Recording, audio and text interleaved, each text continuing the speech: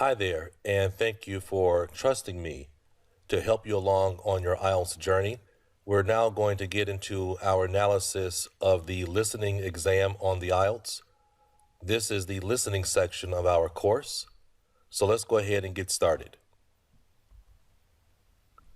So, in regards to the basics of the listening test, as we've told you before, and we're going to repeat that information right now, there are 40 questions on the exam.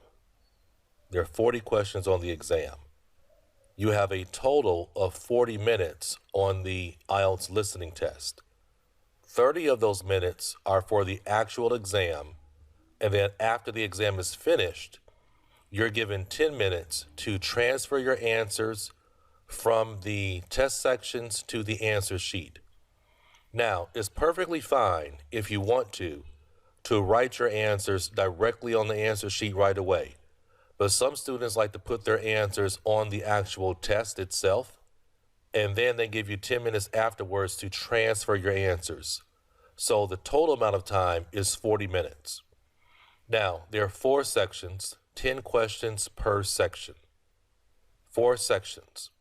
And those 4 sections are going to alternate between conversations and solo presentations or lectures. In section number 1 is a conversation between 2 people. Section number 2 is going to be a general solo presentation by one person on a general life topic. Then section number 3 is going to be a conversation, but most of the time it's going to be between 2 to 3 people.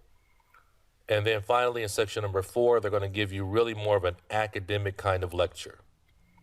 Now, throughout the entire listening test, you really are going to encounter only 2 main question types.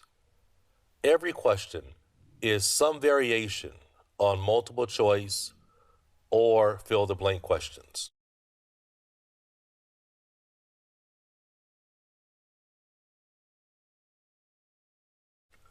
So let's look at section number 1. First of all, please note that there's been a recent change in the exam where they have eliminated the example at the start of section number 1.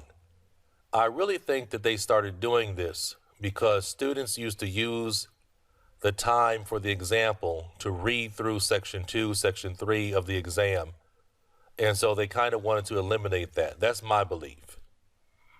Now, section number 1 will be a conversation between 2 people, and it will be on some everyday life topic: booking, working, eventing, event plans. Typically, it will be a fill-the-blank question. However, it is possible for you to receive some simple multiple choice type of questions also. Okay, so now let's go ahead and move forward with section number 2 of the listening. Now, this is going to be normally a non-academic short presentation on some type of general life topic. They're going to be talking about some new center that opened, some new community project that's going on. That's what they're going to talk about, something they're developing new in the community, but it's going to be one person speaking. Now, you have like a 50-50 shot of having multiple choice or fill-the-blank questions. Section number 2 is a little bit harder than section number 1. Not a lot, not much more difficult than section number 1, just a little bit more difficult. Now, in section number 2, this is where you will most likely encounter a map question. The map question does not happen every single test, but normally when they do have a map question, it's going to be in section number 2. All right, section number 3. Now, you notice that first we had a conversation, then a solo presentation. Now we're back to a conversation. The only difference is this time, most likely, the conversation is going to be between 2 to 3 people. More and more on the exam, this conversation has been between 3 people. Normally a student, 2 students, and a professor talking about some type of academic project that they're working on. Again, you're going to have multiple choice and fill the blank questions. Section 3, more difficult than Section 2. How do they make it more difficult? Well, they're going to have longer answer choices. So in section 2, the answer choices might be 4 words, 5 words maximum, 3 or 4 words. In section number 3, answer choices can be much longer, 5 words, 6 words, 7 words long. In addition to that, they make it more difficult by raising the level of vocabulary. In section number 1, they're using a lot of basic level vocabulary. Section number 2, I would say, is probably more lower intermediate.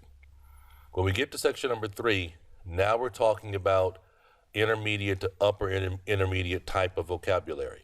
So that's how they make it more difficult. Question types are the same.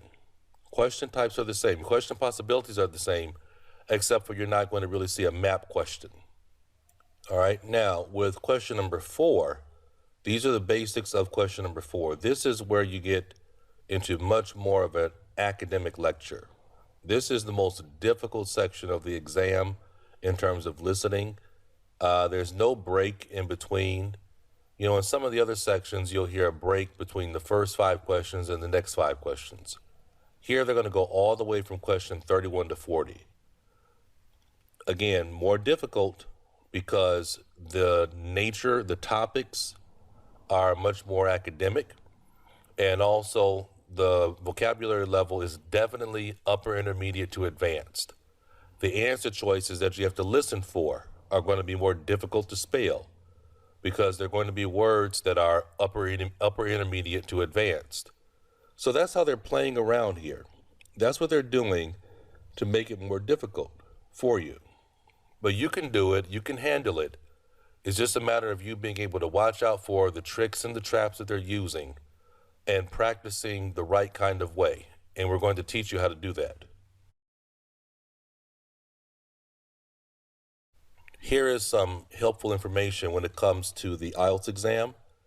As you've heard me say a few times already, it gets progressively more difficult. So that means that in sections 1 and 2, you have to do a very, very good job in sections 1 and 2 because section 3 is more difficult, section 4 is very difficult. The test gets progressively more difficult. Next, the listening for the IELTS is listening comprehension. It's not a listening test. And that distinction is very, very important for you to understand. A listening test might be listen for this word that I said and then write down that word. Right? Listening comprehension is where they are trying to test your ability to comprehend what you heard. And they do that by playing around with synonym language and paraphrasing a lot. You have to be able to comprehend what you heard.